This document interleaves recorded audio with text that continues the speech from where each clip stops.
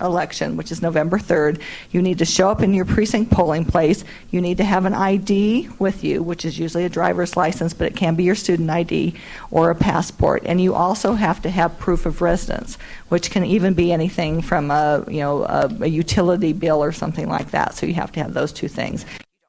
Have those things when you register 10 days in advance. We will now begin with opening statements again, 2 minutes opening apiece, and we're going to start with Mayor Ann Campbell. There you go. Thank you, Diane and Paul with the GSB. In looking at the crowd up here, you might determine that mayor is probably the least popular position in Ames. So and perhaps that's because the mayor does not vote. Everybody else that you need to listen to very carefully does have the opportunity to vote, and I do not.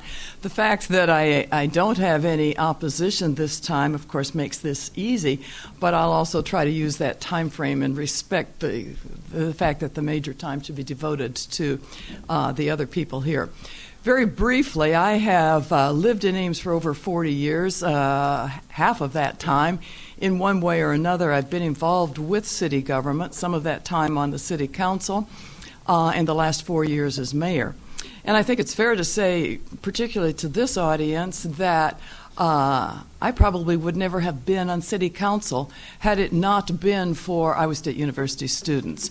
And that came with the initiative taken by Iowa State students, by the government of the student body, and very outstanding leadership at the time in the early 80s when a referendum was passed asking the city and the university administration and the students to coordinate an effort which we have come to know as SciRide. I had the opportunity at that time, having been doing nothing in government then, to chair that committee. And I think that's one example of the kinds of things that is very important about Ames in being able to join forces with Iowa State in many of the operations that we have going on here. So, thank you. Thank you. Next, we'll go to Dan Rice, and this is again order, huh? Yes, we're going to go in order this time. Okay. But for the question and answer, I'm going to mix it up, and we're going to do it the other way. But we'll go straight down the line this time. Okay. All right, Dan fine. Rice, Ward 1. My name is Dan Rice, and I'm running for the first ward seat on City Council. And my history goes back, probably starts about the time Mayor started getting interested in the city, too. I showed up in Ames, Iowa in '79 as a student. I say a very tentative student because it took me 9 years to graduate after I got here. Extremely active in lots of things. I was running the maintenance shop at the time, in and out of school. When I quit the maintenance shop and got very active as a student, I was a member of the Student Union Board, which put me on the Board of Directors of the Memorial Union, which put me on the Committee on Lectures Committee, which was actually sponsoring this event, I believe. Is that right? Committee on Lectures? So I was on Lectures Committee for 4 years as a student, actually about 6 years as a student, I think. And then I came back as a staff member and was on again for another 4 or 5 years. So I've been very active with the Committee on Lectures here at Iowa State. Got the civic bug, though, I was on pub board, and I was very active with the GSB Executive Council back when I was a student here. Tremendous interaction with the city at the time. I think my big issue that got me involved with the city was a Frisbee park down in McCarthy-Lee, and we were trying to get a Frisbee golf course going on about that time. So I got very active with the city. When I graduated, I got into student affairs, and because I literally love being with students, and that's kind of what I want to do for a living. Went off and spent about 5 years out away from Ames. Realized how homesick I was for this place. Not only did I grew up in Des Moines, but I came here. My family history in Des Moines or in Ames goes back to about 1901, when my grandmother showed up here as an undergraduate in chemistry, and actually started teaching chemistry when she graduated from here as a woman teaching chemistry. It was pretty phenomenal back in 1904 and 5. And my father taught here for 35 years. So Ames and Iowa State and the Cyclones have been a part of my life all my life. Well, thank you.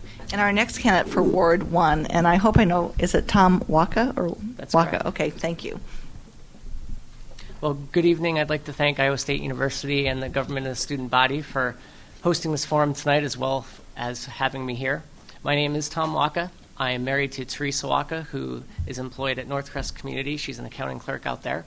We have 2 sons, Camden, who is 4, and Parker, who is 2, and we live in a historic home right on Duff Avenue here in Ames.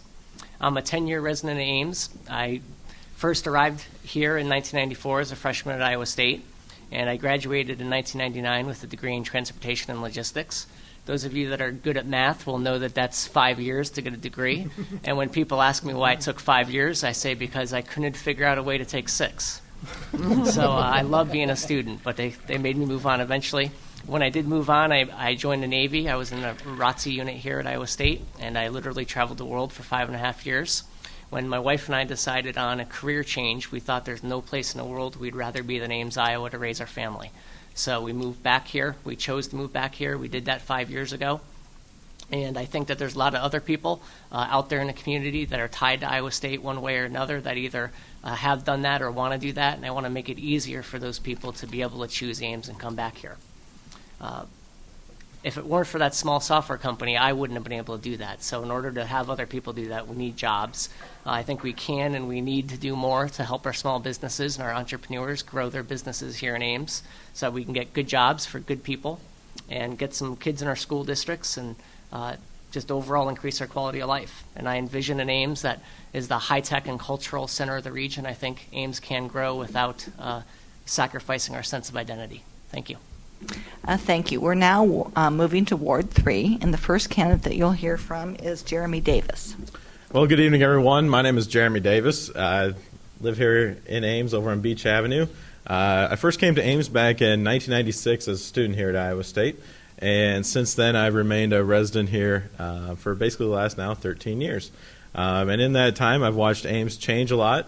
As a student especially, I was able to be quite involved in a number of different activities that connected Iowa State to the community, one of which was my service on the government of the student body. It was a great experience for me to be a part of. I learned a lot about Iowa State University at that time, and I also learned a lot about our Ames community through a lot of different activities that the student government gets involved with outside of Iowa State. So from that experience, I went ahead and completed my education here at Iowa State. I received a bachelor's degree in ag education.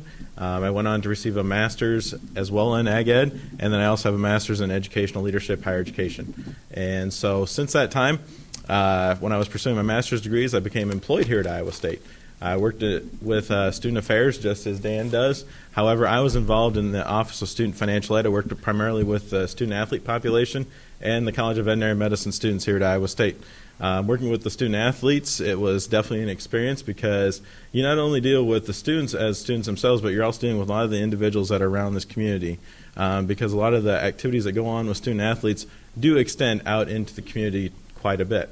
And so that was one of my first actions to get involved in the community from there. But after I left Iowa State back in March of 2007, I went to work for the state of Iowa. I worked for what's known as the Iowa College Student Aid Commission. It's a state agency, for those of you that have called me throughout the day, yesterday and today. I do not work for Iowa Student Loan. I just want to make that clear because a lot of people thought I did, and from some of the calls I received in the last couple days. So I do not work for Iowa Student Loan. At the agency, I am the executive officer of the agency, and I work with federal and legislative affairs compliance and oversee the default student loan management program. So. Thanks, Jeremy. Our next candidate, again in the 3rd Ward, is Ryan Dahl. Hi, thank you very much. I'm Ryan Dahl. I'm currently the 3rd Ward City Council representative. The 3rd Ward, just for everybody, that it's west of University Boulevard and south of Lincoln Way. So pretty much most of the Greek community, Buchanan Hall, Towers, and all of Campus Town. I moved to Ames in '97 to start my education and was a little bit more studious than Dan and finished in 8 years. During that time, I also worked in town. I was the banquet manager for the Gateway Hotel and did that for about 4 years while I was earning my degree. Currently, I am the owner of Pet Butler and the chief excrement officer. We do pet waste removal, and so I own that. We're based in central Iowa here. And so my interest in city government came from working with the GSB. While on GSB, helped to create Paul's position, the ex officio officer. We created that and worked with the city to get that done, and that's been an exciting position to have. Since then, one of the big things that I've been proud of is seeing the Student Affairs Commission. That was one of the first things we did our first year on the council, was to get that solidified and have that as a board and commission for the city. Also, about 5 years ago, tried to do an initiative to change the term limits for city council to 2 years to allow students to have a better chance of running. It's pretty daunting to look at it and say, I want to run for city council as a student when you know you're in your third or fourth year and don't want to commit to, not sure if you want to commit to 4 years when you're looking at graduating. So that was one of the things I've been really proud of. And just kind of wanting to continue to work with students to solve their issues and see what we can do. So thank you. Thanks. Our next candidate, again, Ward 3, is Mike Miller. Yes, Mike Murray. Mike Murray, I'm so sorry. Sorry. Good evening. I'm Mike Murray. In 1989, I graduated from ISU with a bachelor's in mechanical engineering. While I was here, I couldn't have cared less about city government. I spent my more time playing Frisbee and things like that because I wasn't planning on staying, so I just didn't pay much attention. As a young single guy, I left Ames with no thought of ever returning. But now I'm married. I have 3 children. I work for ISU Facilities Planning and Management. I've been here 12 years, and I don't imagine I'll ever leave now.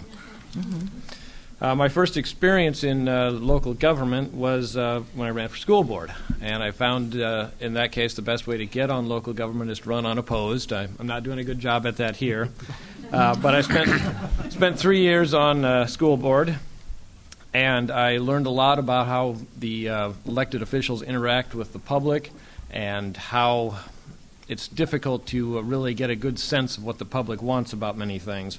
So the more people you have running for a given seat, the more choices you have and a better chance to get it up front. Well, while stating that I'll be here for the long haul, it caused some of my neighbors to give up and move away from me. It also got me interested in more local politics, and a long-term view is what guides my beliefs about the role of local government. I believe the most important function of the City Council is to shape the future face of the city. I'm not the first to come up with this idea. Ames has worked for years through community discussions and planning sessions to come up with the zoning overlays and plans we have now, and most of them are pretty good. My focus on the council will be on ensuring that we take the steps needed to improve the ability to carry out the plans we have made. This requires more than just having the zoning in place. It requires making sure the zoning is viable. It requires that the plans actually include mechanisms to ensure they happen. And so that's what I would focus on.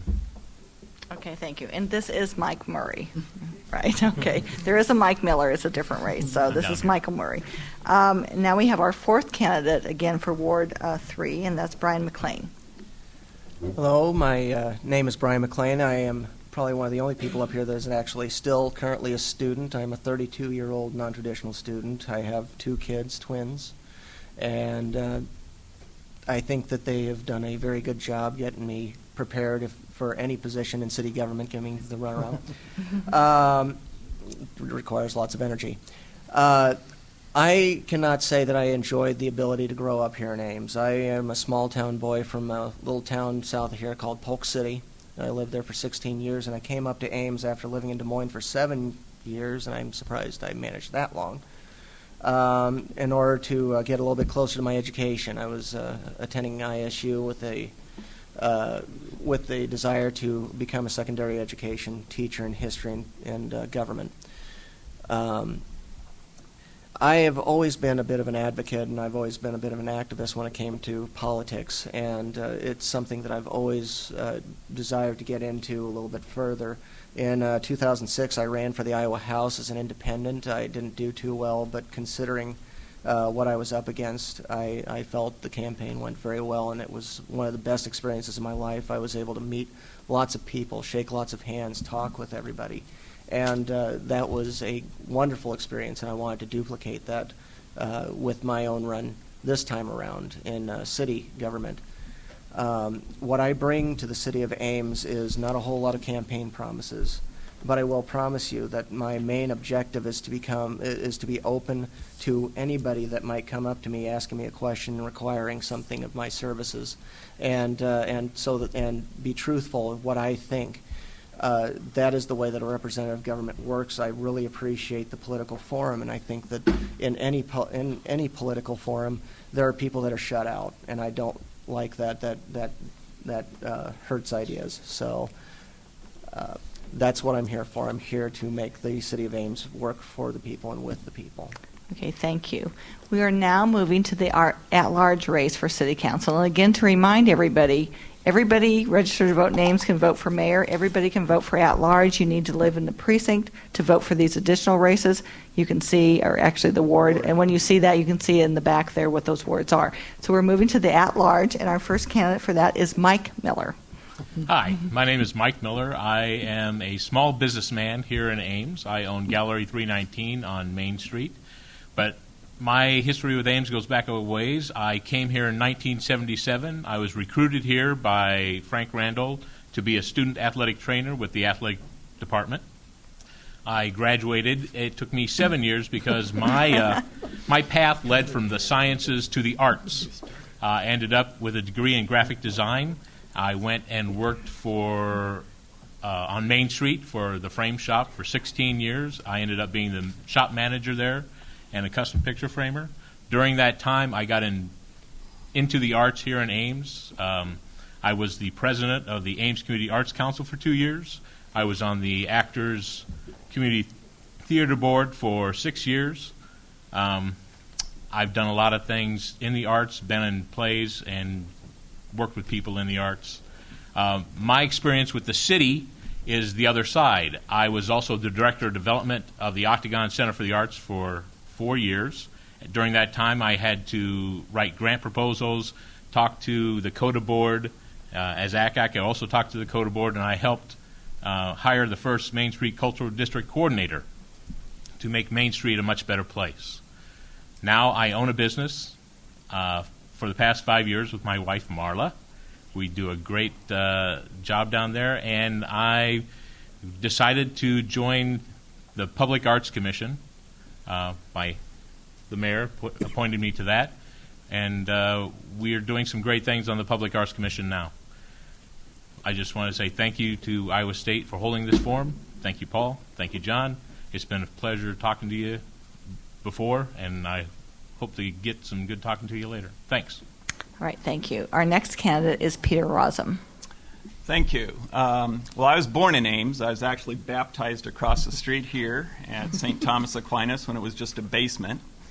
And my wife and I moved back here in 1982 after I finished my PhD, and I've been on the faculty here in economics for the last 28 years. My father's an alum. My wife is an alum. We raised our kids here, and Matthew graduated from college 2 years ago, and my daughter's a sophomore in college. And so along with everyone else up here, we are people who very strongly appreciate Ames and very strongly appreciate Iowa State University. And we're so committed to Ames that we got my mother-in-law to move here 6 years ago. And let me tell you right now that if you vote for me, it will help impress my mother-in-law. Now, appreciate has lots of definitions, and one of the definitions is to value greatly, and all of us value greatly Ames. But another definition of appreciate is to understand, and it is absolutely critical that we have people who understand and appreciate what's happening to the Ames economy. Half of our population is students at Iowa State University. A quarter of the jobs are in state government. State government is not doing well. We have lost 800 jobs in state government since 2000. We could easily lose that many jobs in the next 2 years. It is critical at this juncture that you have people on city government who appreciate, who understand, who recognize these problems, and are ready to do things to try to address them. So the third definition of appreciate is to grow. If the government sector is going to be doing as badly as it has been doing, we absolutely have to look to the private sector to replace some of those lost jobs. Otherwise, Ames and Iowa State will be much smaller, and all of us will be poorer resident and student residents of Ames. All right, thank you. We do have another candidate running at large, and she's not able to be with us tonight because she's ill, and we thought it would be better for her not to come than to share any virus with the group, even if it means coughing into your sleeve or into a tissue. Anyway, so I'm going to read her statement, and this is Shelley Doherty. She's again running for at large. So here's her statement that she sent in advance. Hello, everyone. I'm sorry I was unable to attend tonight. I have many things to share with you, but my cold flu is not one. To get it to here is where I send a few things I hear much about. I support saving carpool, new library, making going green more than an empty slogan, and making folks hold up their end of a bargain, read contracts with the city. I think it is important for you to get answers to your questions, and equally as important for me to hear your concerns. My email address is shelley4ames@q.com, and that's SHELI, numeral 4 ames@q.com. If you would prefer an informal sit-down, weekend mornings at a local coffee shop are good, except the weekend of October 17th, because my grandma turns 100. I will talk and listen, so feel free to contact me. That is somewhat of a loaded question, pardon the pun. The drinking establishments provide, I think there's a quote in here. What? Oh, okay, I'm sorry. Those are questions, so I guess I get to answer those as well. So those are her statements again, Shelley Doherty. And so we are now going to turn over. First of all, also I want to congratulate all the candidates. I've moderated a lot of forums, and this is one of the few ones that everyone stuck to the 2-minute time frame. So we're going to move on to questions from the government of the student body. And I think the first question, is it coming from Paul? Yep. And you have a mic. Again, we have 2 minutes for these questions, and we are going to organize these in the order of, we're going to first go with the mayor on this question. We're going to mix up a little bit next time. Then we'll go to at-large. Then we'll go to Ward 3, and then Ward 1. Okay? All right. All right, so there were 2 questions that were sent to all of the candidates before, and this is one of them. One of the city's goals is to rejuvenate Campustown. Please explain why this is important and what ideas you have to help carry out this goal. In other words, where do you see Campustown in the future, and how do we get there? Okay, first again, Mayor Campbell.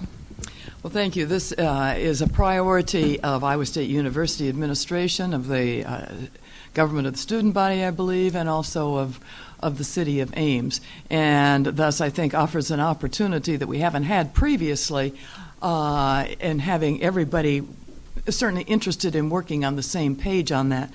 And I can tell you that there are a number of things that have been going on in the last couple of years on this topic. Namely, the university has hired, or did hire, RDG, architectural firm, to do an overview of what Campustown could be. There have been a number of meetings with staff between the Iowa State and the city looking at direction for development, and are currently looking at potential developers. Obviously, the economy in the course of time has put a dent on some of those things. But I think there's that issue that is very positive. Plus, I hope you're all following the grant request for $43 million that has gone into the the U.S. Department of Transportation for an intermodal facility that has been under discussion for a long time, that would be located on university property, the current parking lot on Hayward, and thus also hopefully have a spin-off effect in not only providing parking, but additionally business space for Iowa State as well as other businesses. So I think those 2 things are in the mill now. They're long shots, but we're hopeful of the long shots. Thanks, Mayor Campbell. We're now going to turn to Peter Razum. Well, thank you. Well, Campustown should be a showcase for this city. It's what parents see when they bring their kids to Ames, and it should be something that attracts students to Iowa State University. Across the street, you have an award-winning, beautiful campus. 2 blocks away, you have an underappreciated gem in a European-style natural garden in the ISU Arboretum, and in between, you have Campustown. And you can sort of view walking along College Creek, through Campustown, along all the quaint shops that Campustowns normally have, and eating a meal along College Creek. And the reason you can't do that is because we buried College Creek under Lincoln Way a long time ago. And then it sort of disappears through a bunch of overgrown shrubbery, and then it finally reappears at the Arboretum. And we have to take advantage of the natural amenities that we have here. And this transit hub proposal is one of the ways we can do that. So I was asked to provide the economic analysis for the transit hub, and so I helped write this proposal. I think this is a big chance for Iowa State to get federal monies to do a major overhaul. It would involve a parking facility, which is a key ingredient necessary to make Campustown better. And all the people, there's 4,000 people who commute on a daily basis from Polk County to Ames, 6,000 people who commute on a daily basis from Ames to Polk County. The transit hub would bring those people right into the center of Ames, into Campustown, and I want to sell coffee across the street. That's going to increase the value of all the properties in Campustown, give owners a chance to start investing in these properties. It's going to provide the retail customer base necessary to make those Campustown properties viable. And I think we could, in fact, turn Campustown in what it should be, and that is a gem, an attraction, and something that all of us would be proud of. Thank you. Next, we'll go to Mike Miller, also for the at-large seat. Campustown is a great area.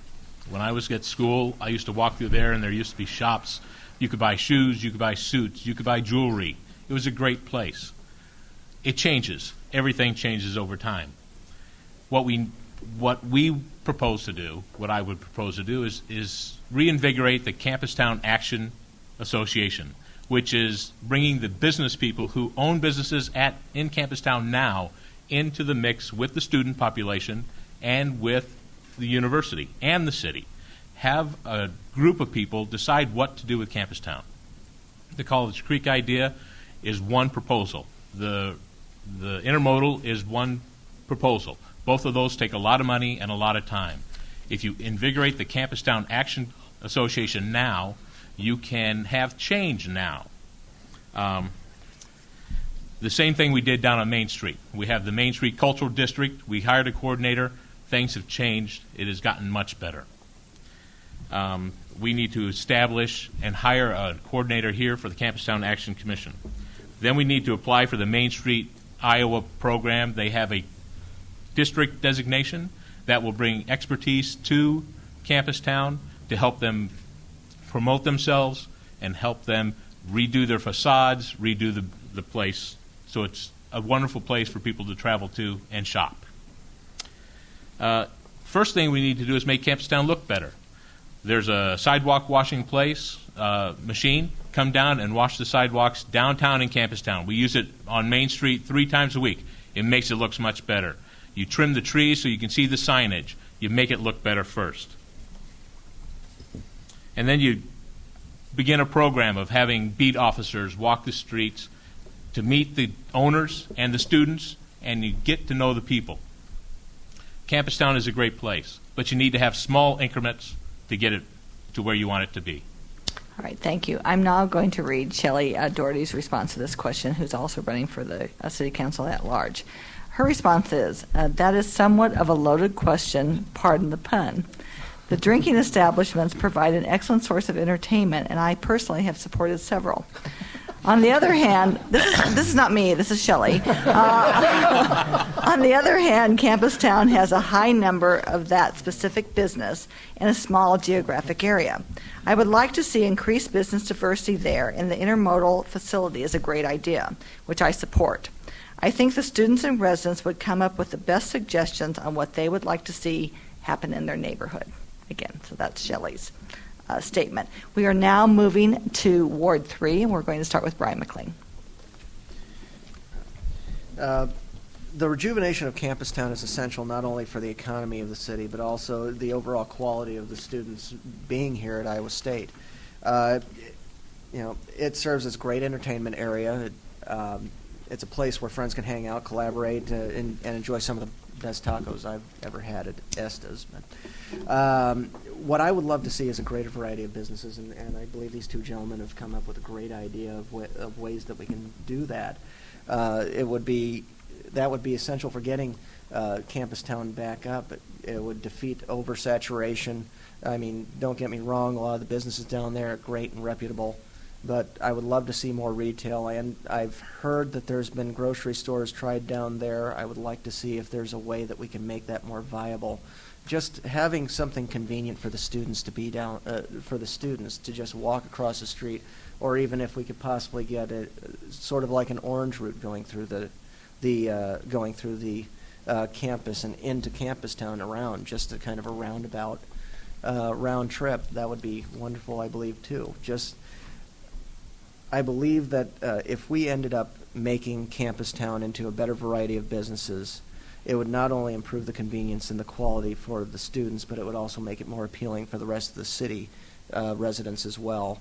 And it would combine, it would meld everything together, I believe, and make it a much more viable and a much better place. All right, thank you. Next is Mike Murray. Well, I think the reason why Campustown development is important and rejuvenating it is choices.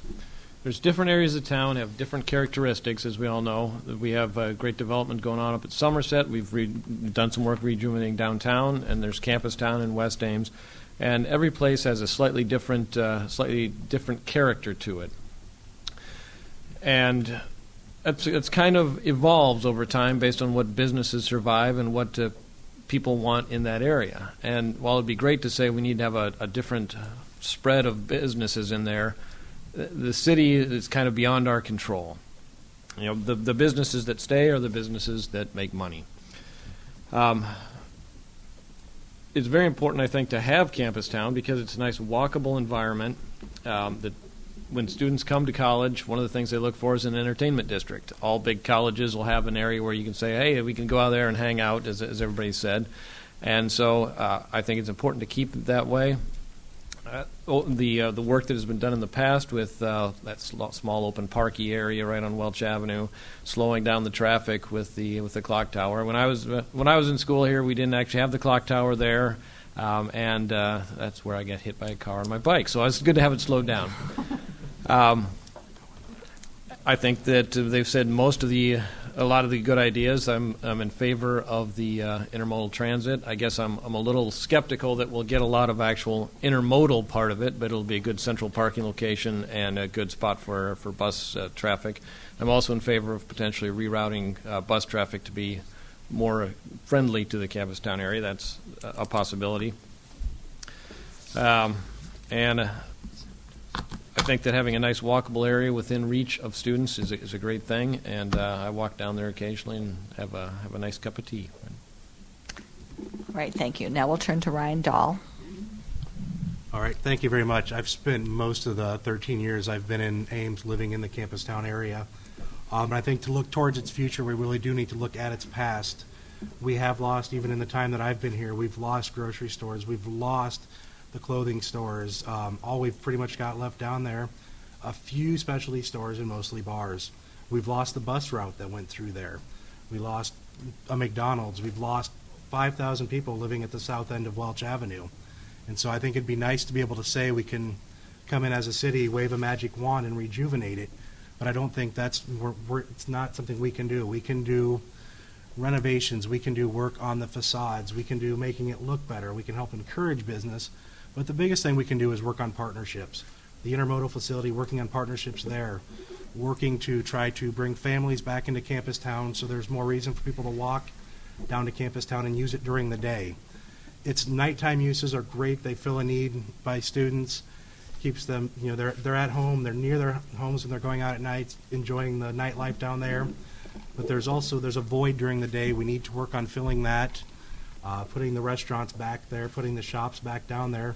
But we just can't do that alone. We've got to work on creating the need around there to get people to move back in the area, to live there, even if it's rental properties, single family houses, a mix of both, anything to get people back in the area.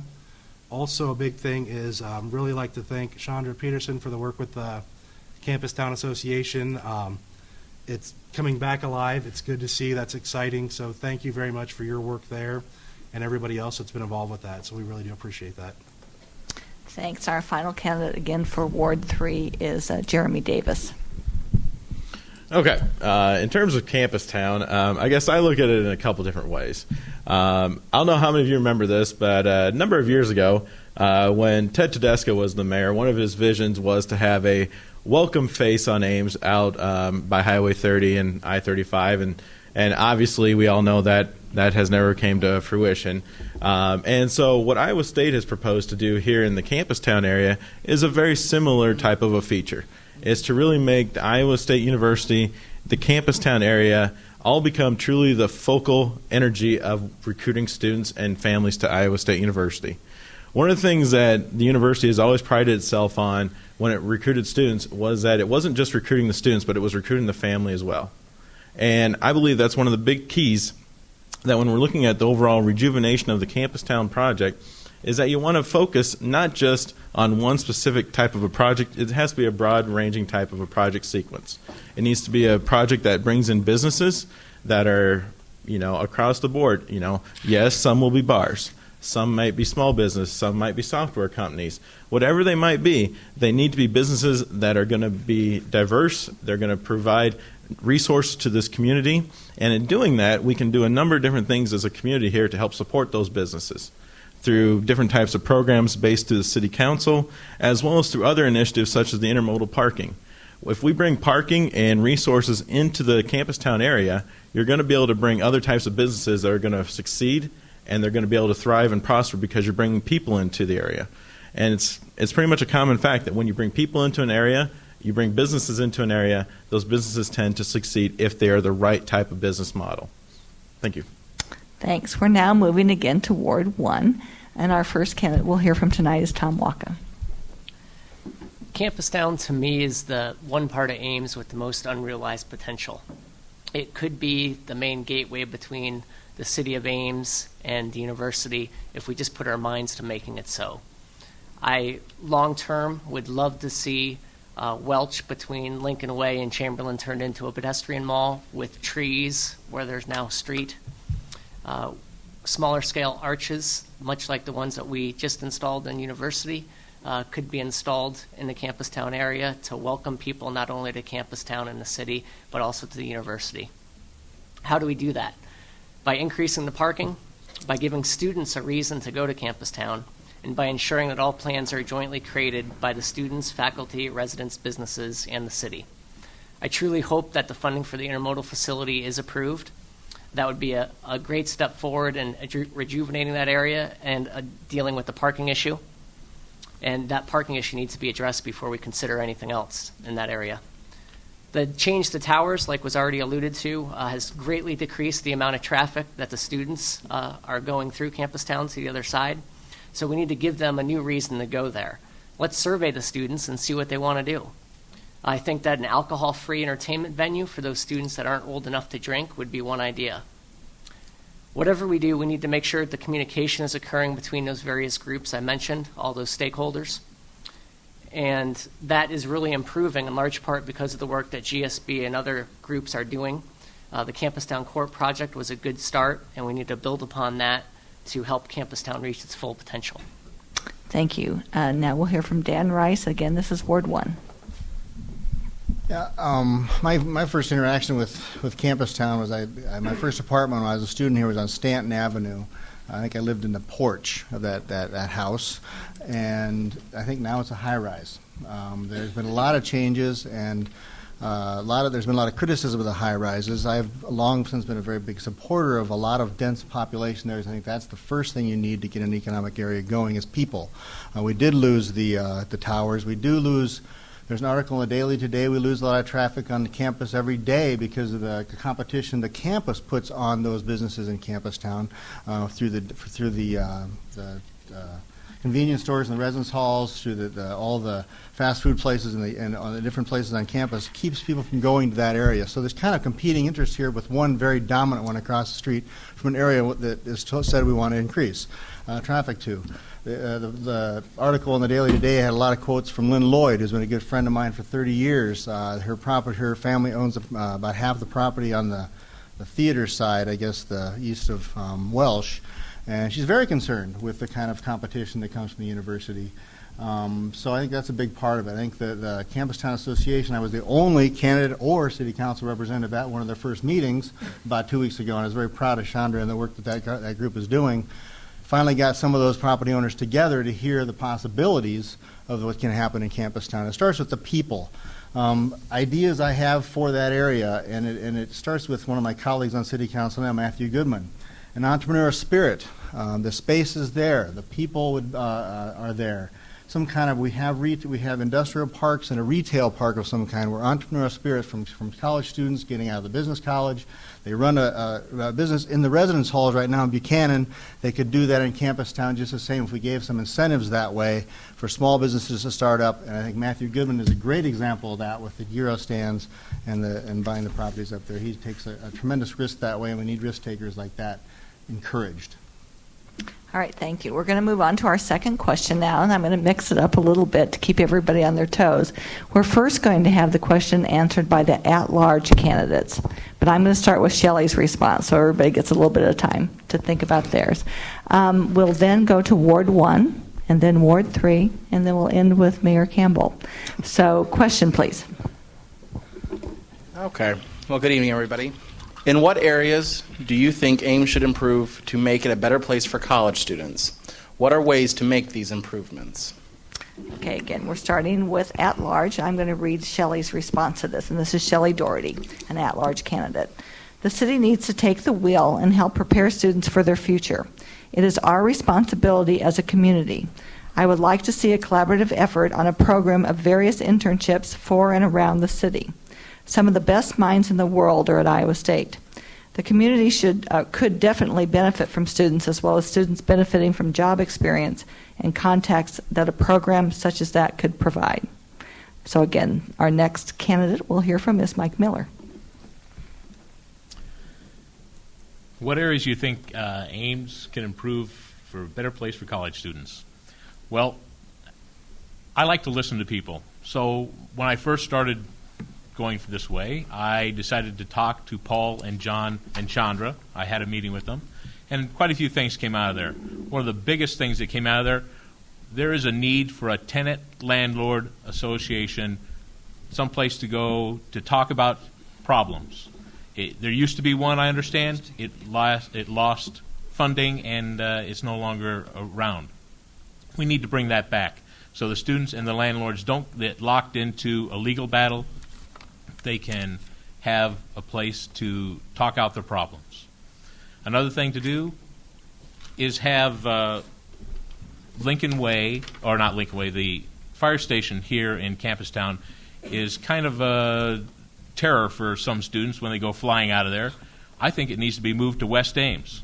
It would be a better place for it. It could cover more ground in West Ames and North Ames, but then you could take that building and make it into a 24-hour facility for students in Campus Town. It could be a place where the Campus Town Action Committee group can meet.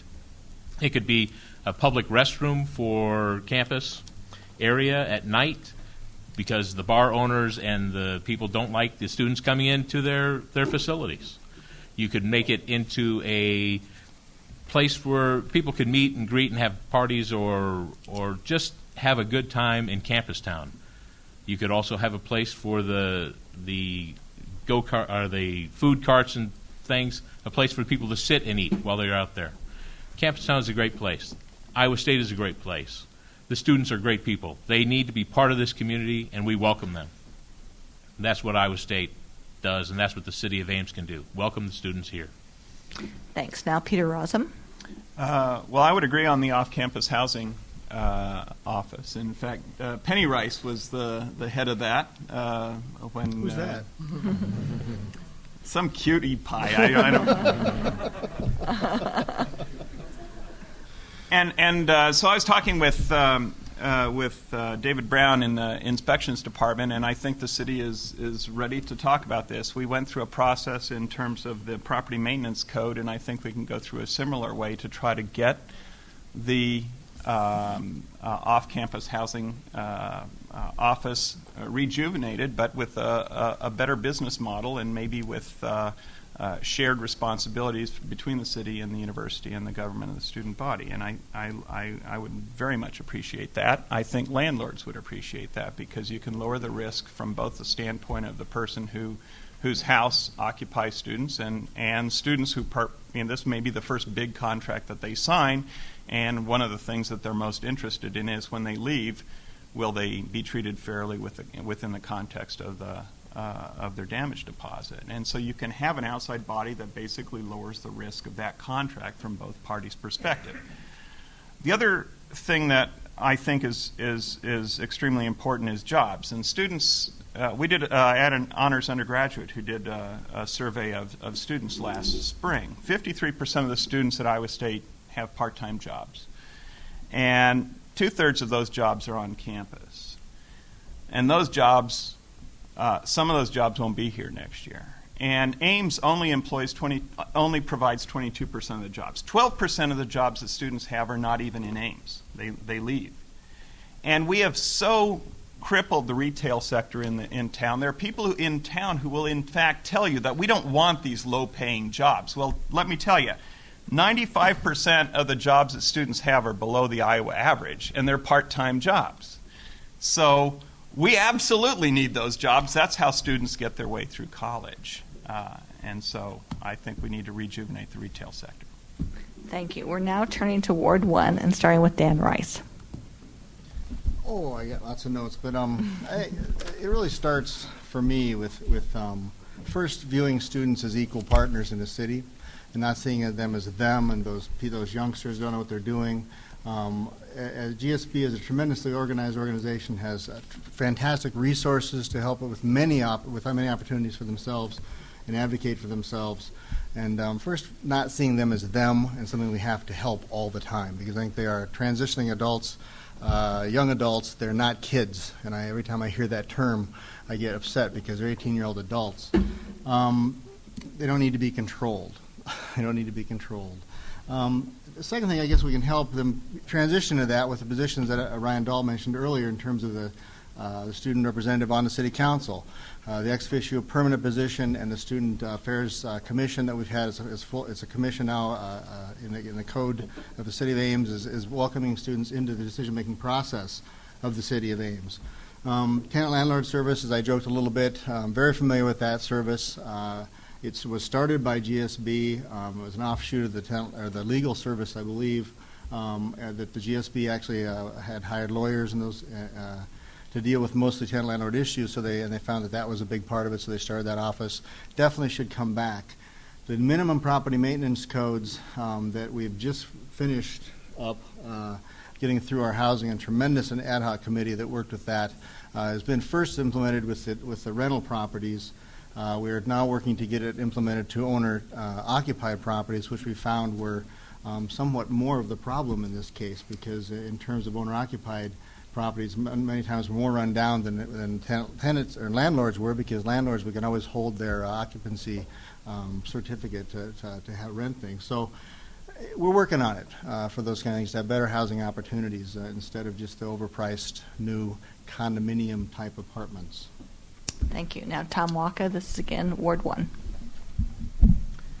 Well, Ames wouldn't be Ames without the Iowa State students, that's for sure.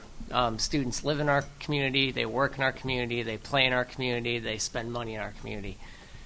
In large part, I think the question was, what makes Ames better for Iowa State students? Well, what makes Ames better for Iowa State students is the same thing that makes Ames better for all of us. And that is safe neighborhoods, a strong sense of community fostered from neighborhood level, a strong private sector, and a high quality of life. Oftentimes, students and non-students seem to be at odds over various issues, but in my opinion, reality, most of the time, those issues boil down to just which side of the fence you're on and really taking pride in your neighborhood, pride in your community. I don't think a lot of those issues were too far apart on the two groups. Having said that, there are issues that are unique to students. I think I'll highlight a few of those. I think we can standardize parking rules here in the city and limit the exceptions to those rules. I think sometimes you need a degree from Iowa State to read the parking signs, so that can be improved. In addition, I think we can do a better job of informing students about their new community while we're welcoming them to our community. Every year we get a lot of questions about why Ames doesn't have a recycling program, when in reality we do. We just do it differently through the Resource Recovery Plan. And those are valid questions from students, but they're not getting that information. So that's something that could be improved. And also the city and the university can work to provide those resources for the tenant-landlord disputes, like's been mentioned already. Thank you. Thanks. Now we're moving to Ward 3, and we'll start with Jeremy Davis. Okay. In looking at that question that was posed, to me it comes down to a few different things. Number one, students I really believe should be, just as homeowners are considered in this town, businesses are considered in this town, we're all stakeholders. As students, it's a stakeholder position in this community. It's perfectly natural because the amount of economic revenue that's generated by the student population in this community helps a lot of people. It's no surprise about that. The tax revenue dollars that are brought into this community by the students is phenomenal. One of the key things I think we can do better here in this town is really help businesses grow and develop. Just as Peter brought up, a lot of jobs are generated through student employment. If we in the private sector can build businesses that employ these students while they're here at Iowa State, it's going to help them farther in the long run. For those of you that don't know, I work for the Iowa College Student Aid Commission, which is a guarantor for the Federal Family Education Loan Program, and we also administer approximately $70 million in grants and scholarships each year. One of our missions that we work tremendously on is talking about financial literacy and the reduction of overall student debt. And one of the primary goals in reducing student debt is because Iowa State University right now graduates the highest debt level of students for land-grant universities. I don't think many of you knew that. It's shocking. We need to be doing more things here in this community to put jobs in the place for students that need jobs, because that will help them reduce their overall debt burden when they graduate and not be tied down to student loans when they graduate. Bringing jobs into this community that students want is one of the biggest keys. The second key is making them feel welcome. It's very simple, very easy to do. We, as a community, if they're stakeholders, we make them feel welcome. One of the ideas that I really believe would be very beneficial for this community is to implement sort of an ombuds position, not just for rental housing issues, but for other issues that affect people as well in this community. That's something we don't really have as an ombuds, and I think that would be very beneficial. Thank you. Now Ryan Dahl. All right. I think one of the biggest things, the answer lies in involvement. And I'm really excited to see this room tonight. 4 years ago, we held this in Carver Hall, and there was 8 people in attendance. The GSB president, vice president, and 4 friends and volunteers of mine, and then two other community members that were there. And so this is amazing. This is, I think, the testament so much to some of the things we've done in the last 4 years to try to include students. I think and just also the wonderful job GSB has done in promoting this. But I think we really do need to work on finding ways to keep students involved. We've got some programs with the Student Affairs Commission, the ex officio, the boards and commission terms have been reduced to get them involved in the community. But there are more ways, and I think it goes beyond City Hall. It goes into more internships, more awareness of volunteer activities in the communities. We have quite a few. Our asset groups, the human service agencies out there need help, and we need to encourage more people, more students to get involved with that. And I think that helps us on another way too, is it's going to keep them here. We've heard a couple people talk about low-paying jobs for students. I don't really think that's the best answer. I think one of the sad things with this town is we have 2 types of jobs. We have low-paying jobs for students, and we have jobs that pay $95,000, $100,000 a year for those with their doctorate degree. There's no jobs here for a graduate or someone that's just got their degree, their BA, and wants to stay in town. That's why we see 25,000 students every 4 years come through this town and leave. We need to find ways to get them involved, keep them in town, and have jobs that would be here for them. And so there is some diversification needed in our job base to help with that situation there. Thank you. Now, Mike Murray. My first answer was a little bit taken. Tom had the same answer I did, in that college students are not college students, they're just people. College students are people who happen to be going to college, and as he said, they like the same thing that most of us like. So anything that would help generally people enjoy town, they'll enjoy. At least, obviously we're a bunch of middle-aged white guys up here, except for Ann, trying to decide what do students want, and students are a diverse group of people, and they all want something different. But I think that anything we can do to improve Ames, as far as if we have more jobs, more good-paying jobs to support more retail, then there'll be more retail for the students for shopping. If we have people wandering around campus town, there'll be more businesses for students to come to. And so anything that we can do for the town as a whole benefits the students. Students aren't a strange and unique breed. Though I do have a problem with moving the fire station in campus town out, because after I got hit by the car on my bike, they came running right out and picked me off the street. But other than that historic sentimentality, I kind of think that might not be a bad idea. And what it shows is an example of where sometimes individual departments and individual businesses make decisions that are in their best interest for their mandate, but might not be in the best interest for the city as a whole. If we're trying to develop Campus Town, that fire station, that might be the best place for the fire station for their mandate for protecting the house. It's nice and close to my house. I like that. But it might not be the best place for community development. And I think that's something that's important for the different parts of Ames government to think about, is how it affects the city as a whole. Thank you. Now, Brian McLean. I've heard a lot of great responses to this question. I would not disagree with the majority of them, honestly. I do like the idea of an ombuds position. I think that is necessary. And a lot of the things that I've heard, one thing that hasn't really been addressed that I still sense is still an issue around here is the tension between the student population and the local police department. There seems to be a real big rift there. I would love to see I wouldn't probably go as far as a student review board or a civilian review board, but I would love to see, kind of some sort of program that would get the police and the students together in some way, either to discuss certain issues, not just complain about each other. We need to get some sort of melding and some sort of collaboration going on between the students and the police department, because both serve very essential needs and are a part of this community, and it is necessary for both to be able to interact together without there being a whole lot of animosity. And I think a lot of that animosity is pretty much just up in the air. It's not one group thinks of the other group in certain ways, and that's really shouldn't be the case. I feel both of them could get along together just fine. There could be other programs that would help that out, I believe. All right, thank you. And finally, we'll hear an answer to this question from Mayor Ann Campbell. In looking at this question and listening to all of the answers, one of the things that concerns me is the question, as well as some of the us versus them kinds of thoughts that this perhaps elicits. And one of the things that I think is extraordinarily important is that we not just ask, what can we do to make this a better place for students, but what can we do to make it better for families, for seniors, et cetera.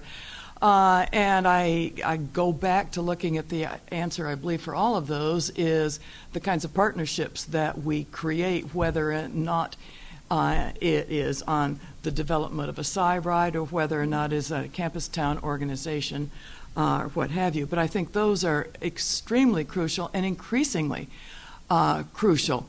We've spent a lot of time talking about Campus Town tonight, and I'd like to put in a plug saying not what can the city do to help students, but we need a lot of help from students. And I'll use that as a particular example. It's no secret to people who spend very much time in Campus Town, Welch Avenue. The demographics in this community have changed. The climate on Welch Avenue has changed, particularly in weekends. The challenges to police officers has changed rather dramatically. And we need all of the help from everybody, but certainly including students on that. And then finally, I'd like to just put in a plug for the fact that everybody is counted equally in this community and in every community. This is the year of the census. And students are 100% members of the community by the federal government guidelines. This is the place where you are counted in census, whether you are a longtime homeowner or whether you're a 9-month student or what have you, that makes a difference in how much of how the community is going to operate for the next 10 years. All right, thank you. Well, when I timed this out in my office today and gave everybody 2 minutes and gave myself a little bit of time, I thought we would end and do the audience questions at 8:06. It's now 8:06. And so I was right about that, which is a testament to these great candidates for answering the questions in the time that we have allotted them. We are now turning to questions from the audience. Remember, what we're going to do is give priority to students in the audience, but students, please remember to keep your questions short and direct so that we can get as many as possible. And I believe John Turk is going around with a mic. So, and when you say your question, okay, here's another thing. You need to direct your question, whether it's for the whole panel, if you want to hear from one candidate, if you want to hear from candidates in one race. And so, again, if you hear from the whole panel, certainly it's going to take up a lot more time. So it'd be, if you have a question that you want to hear a particular candidate, I would suggest that you direct it to that candidate or race. Great. Thank you very much. Don't worry, John. You're going to hold it? All right. Well, we spent most of the night talking about Campus Town, and I'd hate to change that. So I'm going to continue along that vein. First off, I want to thank you for some very intelligent thoughts on it. Whether or not you win your races, I'd encourage you to get involved in either the South Campus Area Neighborhood Campus Town Action Association, or if you're interested, the Campus Town Student Association. I'm sure there's an acronym out there for you. My thoughts on Campus Town are, without student ownership and student initiative, you'll solve nothing. Students don't have a lot of money. They choose where they spend that very carefully. If you aren't building it up from the student body, nothing's going to last. This needs to be a campus town that we see as our campus town, not the Ames campus town or the ISU campus town. With that in mind, John, are you cutting me off? Yes. Okay. So your question, thank you. One idea that's coming from the student body currently is to have the university acquire the old Varsity Theater lot and turn it into a campus town cinema owned by the university, operated by the student body. Would you support this idea, and how could you advocate for it from the position of the council? Thank you. Now, are you asking everybody? Yeah. Okay, so let's do this. Let's kind of pretty much a heads up yes and no on this. So this is basically a direct question on whether or not you want to use the Varsity Theater and turn it into an entertainment venue or center. Right. Okay. We'll start with Mayor Campbell. And just go right down the line as quickly as possible. Well, that doesn't have an easy yes or no Yes. answer, Diane. For one thing, it would take a willing seller. It would also take a funding option, and it is a subject that has been discussed in joint with the university and some of those discussions. So, but I'd say for the city doing it alone, probably not. But in partnership, it has some exciting possibilities. Okay, thanks. Dan? Absolutely. As one that I ran the maintenance shop, which is a kind of experimental place down the corner of the Union back when it started, was that kind of experimental entrepreneurial entertainment center, and it's still going, and it's nationally recognized. The W.C. Handy Blues Award, it has many awards. That started from students, and I think these kind of efforts can start by students, run by students. They, as I mentioned before, they're fully functioning adults. There's no reason they can't enter into contracts, and GSP is certainly capable of doing that. Tom Walker? I think it's a great idea, especially if the university wanted to foot the bill. I'd be a little bit concerned about the financing because obviously the Varsity Theater wasn't able to make it. But overall, I think it's a great idea. Like I said before, we need to get reasons for students to get to Campus Town, and that would be one great way. Jeremy Davis. I agree that, I think having any type of entertainment venue in Campus Town, because if you look and you drive down through Campus Town, it is called the Nightlife and Entertainment District. So anytime you have an entertainment venue, it is, a positive. However, I think there is a lot of concerns that need to be looked at beforehand. First of all, you need to look at, just the feasibility of the property. Is it ready to be transitioned into that type of a particular venue. Is the current owners ready to make that kind of a transition? And then finally, the financing of it. I do not believe that's a project that the City of Ames should straight up and finance. I think, as Mayor Campbell said, it needs to be done through a unique private partnership with the university, perhaps.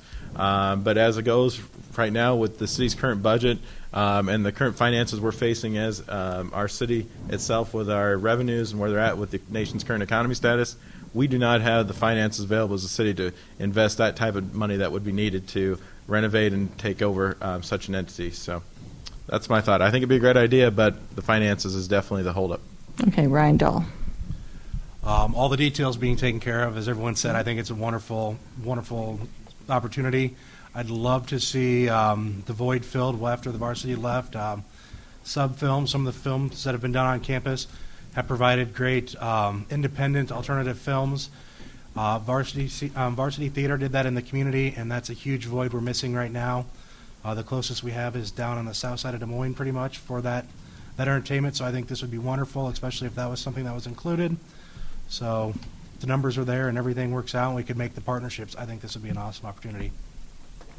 Mike Murray. I'm going to stick with the it sounds like a great idea, but answer the devil's in the details. So that's we'll make it go fast there. Brian McLean. I would definitely agree. That would be a great opportunity, just as Mr. Dahl said, and I would love to see it happen. I miss the varsity, and I did enjoy it being down there. However, it does depend on exactly what we have to work out in order to get that to happen. So, not that it won't happen. Hopefully it will. That would be a great idea, but we have to see what happens, where we can go from there, how it can be viable. Okay, thanks. Mike Miller.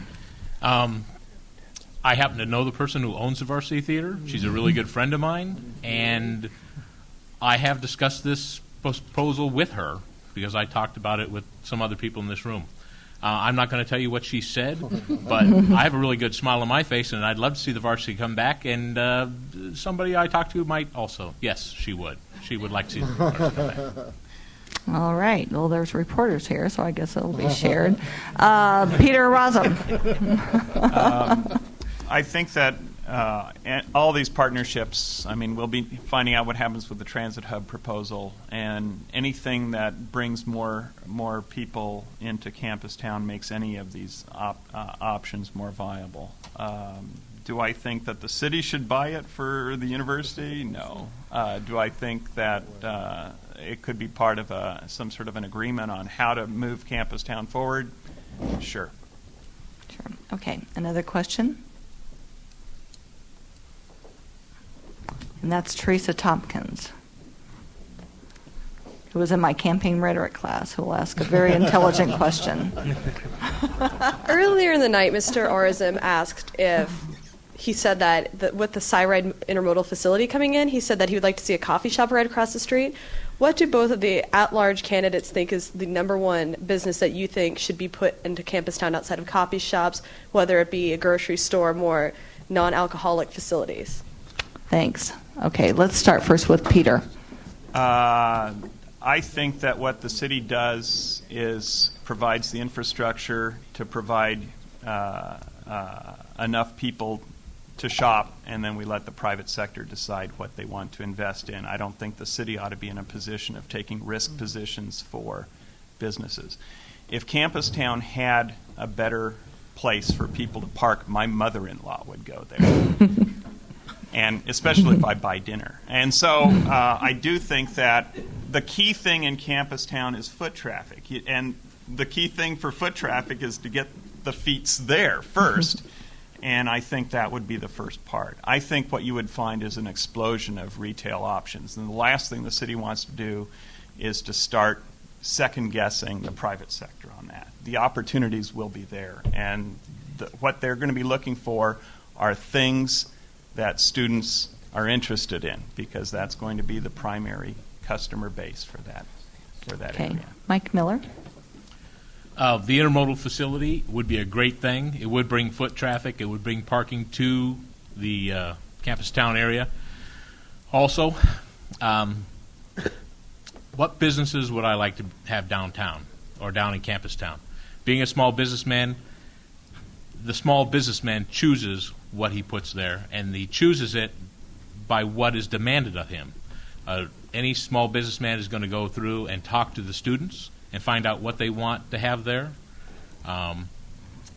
So that's the answer. The small businessman is going to have to decide. The city is going to have to provide that structure for them to make that decision. We can't decide for the small businessman what to put in there. I used to work in a poster shop here in Campus Town. That's where I got my start with the frame shop.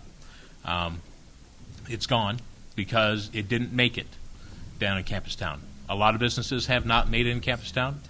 We need to find businesses that will, and the small businessman is the one that's going to make that decision. Okay, that was directed at large. So the next question.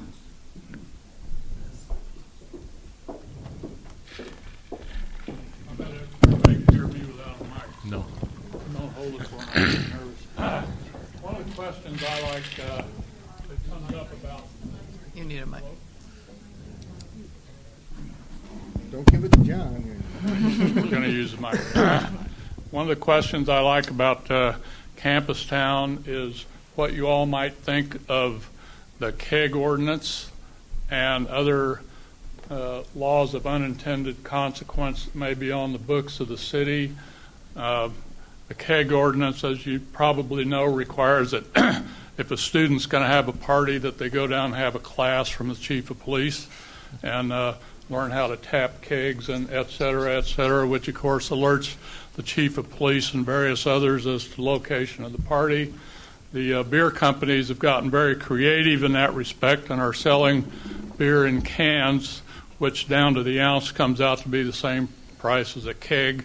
So the law, according to the last report I heard from the police department, is ineffective and doesn't really mean a lot. So I'd like to just hear from the mayor and the at-large council people what they think of the keg ordinances and other efforts to curb out-of-control drinking in Campus Town.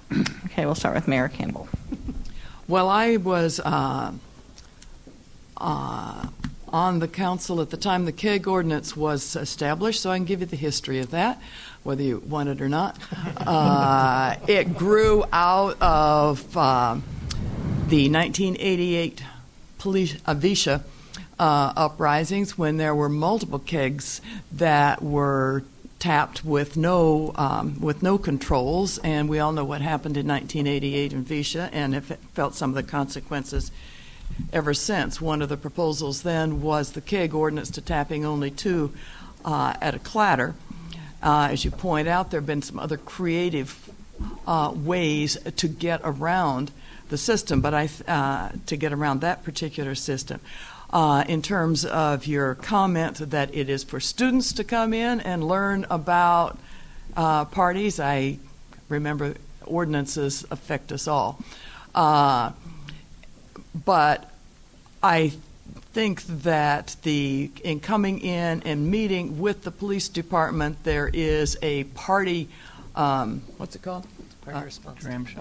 The party response team, but there are also guidelines that are handed out, frankly, for preventative purposes. So that includes noise ordinances, needs for KIBOs and all of that, so that police are not called and somebody say, "Oh, I didn't know that these were the kinds of concerns for parties."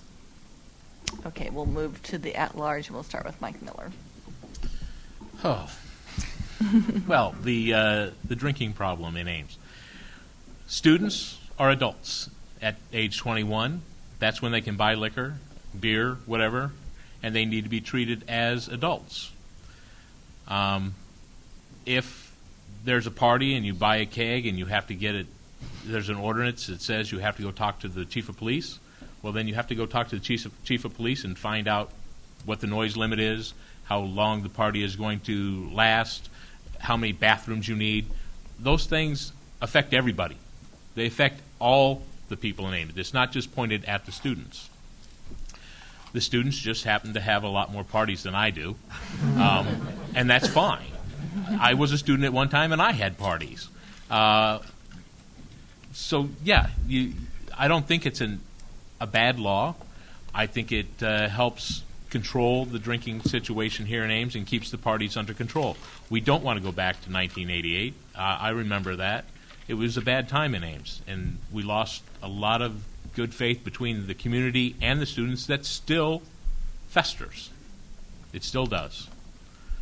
There's some other laws on the books that we need to work on, but like you can't put compost piles places that are wrong. But we'll work on that if I get on council. Thanks. Hey, Peter Rosum. I hope they don't ask me about the compost pile Well, law. we should talk about it. Every once in a while, I think we in Ames are in desperate fear that somewhere someone's having a good time. And I get I remember there's a quote, the governor of Arizona, when there was this proposal for a 50-foot high fence between Mexico and the United States, and she said, well, I know there's someone out there trying to invent a 51-foot ladder. The more you get specific rules, the more you're going to have people who try to innovate around them. And I do think that there's a common sense role to everything. There are reasons why there's a public safety issue with regard to regulating drinking. There are reasons why we have dram shop laws, so you're not basically taking on the guise of running a bar as opposed to a party. But I think that we try to balance the needs between students and the citizenry, and the permanent residents and student residents in Ames, and I think that's what we have to do.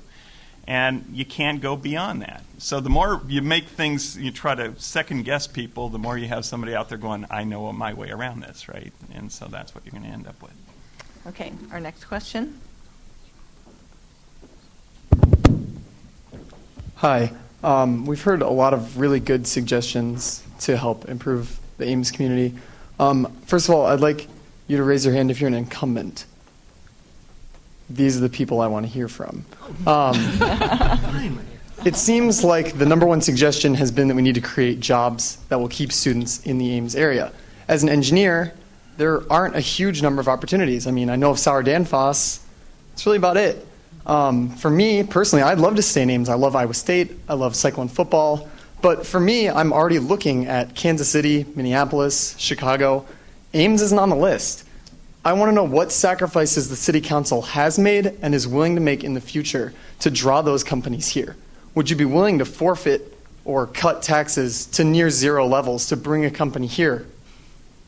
Make sacrifices like pay for the infrastructure or pay for their utilities for the first 10 years that they're here, things like that, where you're saying we're going to make a hard sacrifice to secure long-term benefits. Okay, since Dan was so excited about that question, we're going to start with Dan Rice. Yes, I'm going to bring up my incumbent as an example.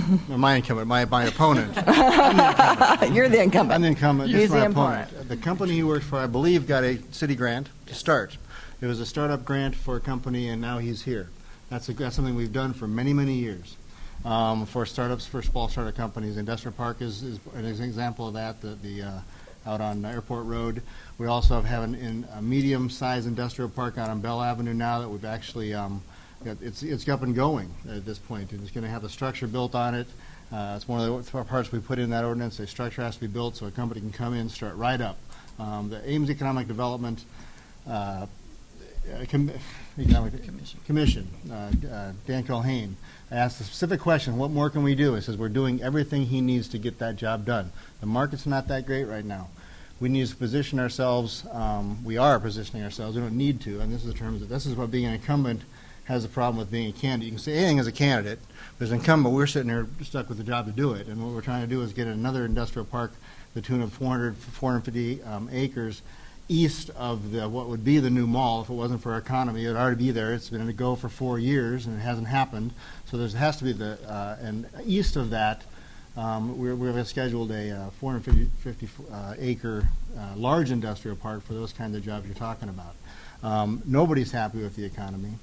We are well positioned in the future because we have not been hit as bad by the economy as a lot of cities have in the state. And we're a great state to work in, and I think that we'll be well positioned if the economy ever goes this way. Thanks. Now we'll go to Ryan Dahl. All right. Thank you very much for the question. I think it's a great one. We've done some good things, as Dan said. I think one of the big things we need to do is work to get that, whatever it takes to get the infrastructure out to the industrial park on the east side of town. We need to do whatever we can to get that there so we can get this up and running as fast as possible so we can start bringing businesses in. I've talked with Dan Culhane from the AEDC, and he said that we could be breaking ground in the next year on being able to have stuff ready if the infrastructure was there. We need to work on making that a possibility because you're right, the options aren't here unless you're in ag-related fields, biotech fields for someone that's just coming out of college.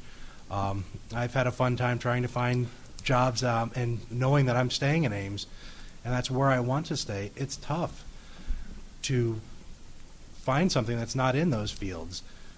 Unfortunately, no one's paying me I'm not getting the vice president or the president offers for those types of jobs right now. It'd be a lot easier. One thing I've had to do is start my own company and go out and do that. And so it's made me be a small business owner, but that's not for everybody, especially after going and getting this degree and in your chosen field.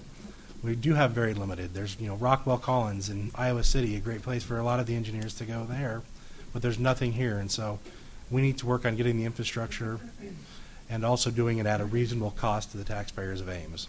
Okay, Mayor Campbell. I think you've heard two very good answers for incumbents. In terms of your suggestion of how about just abolishing taxes for 10 years and so on and so forth, the answer is no. And we, however, do have programs of tax abatement, which eases in, or tax increment financing. But one of the things that has been learned, I think, as we study the attractiveness of bringing businesses, be it industry or commercial businesses, to a community, is that by and large, even though there's a huge competitive market out there in tax incentives and so on, and this seems to be an easy solution, in fact, we learn from most companies that it is the quality of life that is offered in a community that lures a company here, in terms of the arts, in terms of recreation, in terms of the quality of campus towns. So I think, for what it's worth, that's the answer. Okay, thanks. We only have a few minutes left, but since I embarrassed one of my former students, I'll call on one of my current ones, Jacob Wilson, who's in my Women in Politics class. He's promised to be brief and to the point, and so here goes. Yes. I'll live up to my end. We'll see if they do on theirs. But this is for Ward 3 as well as at large. For the current city council members, you should have a good idea of what I'm going to say since we spoke about this in the GSB City Council joint meeting. But a large concern for me as an off-campus senator in GSB, as well as living in West Ames in one of the many apartment complexes out there, is the issue of snow removal. And going back to the landlord-tenant issue, there really is not a mechanism right now to hold landlords accountable. We had a lot of issues with parking lots on the west side of Ames that were not plowed rather, for anywhere from 5 days to a week and a half. And I want to know what you can do ordinance-wise and in your positions or future positions to make sure that students who are paying $740 a month for their apartment get the snow removal they need and deserve. And you want this Ward 3 and at large, right? So we'll just go right down the line. We'll start with Jeremy. Okay. I guess this comes down to me, a public safety issue. When you look at where things are at, in my mind, one of the key basically focal points of what a city council should do is ensure the public safety of its citizens. And when you're talking about snow removal, you often get ice, compaction underneath the snow if it's left long enough. From an ordinance standpoint, I think it's a simple thing to implement if it's done correctly.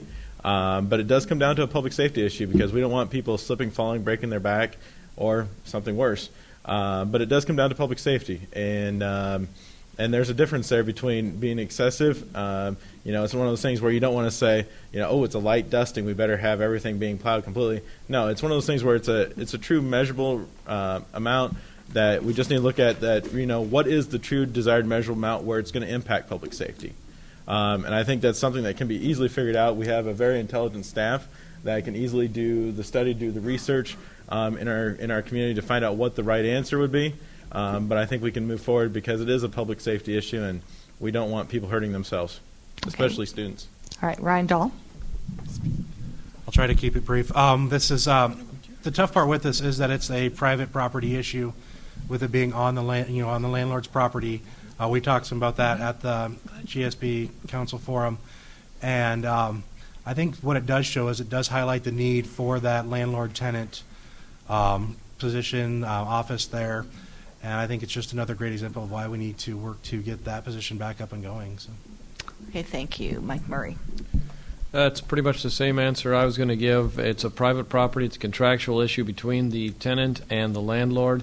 You have rights, and he has obligations, and he has rights, and you have obligations. And it would be I previously would have said it wasn't a city issue, but the tenant landlord association, that'd be a good way to aim people at what they should be shooting for. But once you start making laws regarding public property like that, you're on a really slippery slope as to what about Hy-Vee? What about it just. I don't think it's a good idea for the city to step in there and make a regulation for it. Brian McLean. I definitely agree with the tenant landlord board as a way of resolving certain issues. I would like to take a little bit greater view, a little bit more study into this sort of issue. I am more of a private property guy, but when I hear the issue of private property, I kind of think of, well, don't I get fined if I don't mow my grass if it gets a little bit too long? And I've never heard of anybody actually getting eaten by mutant grass in anybody's lawn that just kind of drives down the property value. That is a safety concern when it comes to snow removal. And while I while I do agree with the slippery slope, I think that there might be something else that we can do about that issue. Okay, Mike Miller. You need to have a discussion between the landlord and the tenants. When I was at the GSB function, they invited the city council to them. One of the city council members said, "Band together and stop paying rent until it's moved." I kind of like that idea. It was kind of off the wall, but it sometimes works to say, Mr. Landlord, you're not going to get your rent until you get us services. Now, that is where the ombudsman, the office comes into effect, where you won't have that type of threat between the landlord and the tenant. So you need to have that office set up to have that issue decided. I walk to work a lot of the times in the winter. I live in Campus Town, or not Campus Town, but in Old Town, and I have a business on Main Street, so I walk there. I have yak tracks, and yak tracks are great on snow, but they don't really work that well on ice. And Ames gets ice. So, you need to talk to the landlord, and you need to take actions that you feel will make it, not destructive actions, but actions that you feel will solve the problem. Talk to them. Finally, Peter Rosem. Yeah, these are things that ought to be covered in a contract, and if they're not covered in a contract, well, I mean that's where this landlord-tenant association or the off-campus housing authority could say these are things that you want to include in every contract. I just co-signed my son's lease in Seattle, Washington. It went on for 29 pages. I have no idea what's in there, but they didn't ban rain. I know that. So. You have to know that the city cannot stand in between a contract. If we start second-guessing every contract, then you make the cost of the contract too high, and then lease costs rise. So you have to have some sort of reasonable set. Every one of these places in West Ames has an office they're supposed to respond to your concerns, and if you go there first and they aren't responding to your concerns, then that's where things start. The more you bring in things that involve legal or outside authorities, the more expensive it becomes. All right, thank you. This actually ends tonight's forum. It's 8:35, but I will tell you this. I'm sure the candidates will hang around for your questions if you want to ask them individually. I was told to end this at 8:30 because I know some of you have other things to do this evening. I would, though, like to thank you for coming tonight. It sounds like a great turnout. And the other thing I want to thank is the candidates for coming tonight. Teaching, let's give them a great round of applause. Being someone who teaches, who heads up the Center for Women in Politics and also teaches classes in campaign rhetoric and also women in politics, I have a great deal of admiration and respect for anybody that puts themselves out for public office to take the risk and jump in. It's a tremendous amount of time and energy. And if you've noticed around the state, and not only in our state but other states, there's a lack of candidates this year. And so it's really great that we have so many candidates running, that we have choices. And that, again, I want to congratulate them for running for office. I also want to remind you to vote on November 3rd. I thought the turnout for the school board election was particularly embarrassing. Let's not do that again. And so let's have a great turnout on November 3rd for this race. It's important for you as students and also members of the community. This is one of the most important elections for, again, at the local level. Politics is very much local, and I hope you turn out to vote. Finally, I'd like to thank the government of the student body, particularly John Turk, Paul Kepi, and also Chandra Peterson, who you heard a lot about tonight, who's sitting back there, who's vice president of GSB, for helping to organize this forum. And again, Pat Miller from Lectures for helping organize it as well. I didn't have email for 5 days. I don't think I have email yet. And so they were great in helping to get me on board kind of at the last minute without email. So anyway, thank you all for coming. And I do think that the candidates will hang around to answer your questions if you have more. So thanks a lot.